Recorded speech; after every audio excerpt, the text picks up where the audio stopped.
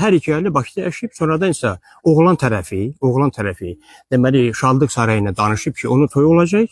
Həmin günü ayın 28-də toy təyin olunub və Şadlıq Sarayı da bu barədə demək olar ki, heç bir məlumat qabaqcadan bilmir.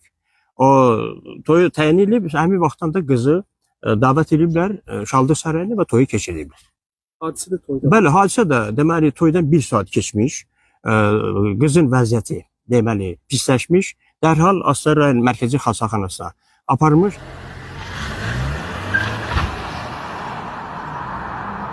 28 oktyabr 2025-ci il tarixdə gecə saat 10 radələrində Mərkəzi rayon xəstəxanasının qəbul şöbəsinə təcili tibbi yardım maşını ilə daxil olmuşdur.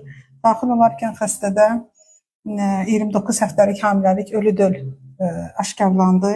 Yüksək hipertermiya, xəstə doğum şöbəsinə evakuasiya olundu. Buradan xəstə septiki şok, kəskin böyrək çatışmamazlığı, akciğer çatışmamazlığı diaqnozu qoyuldu.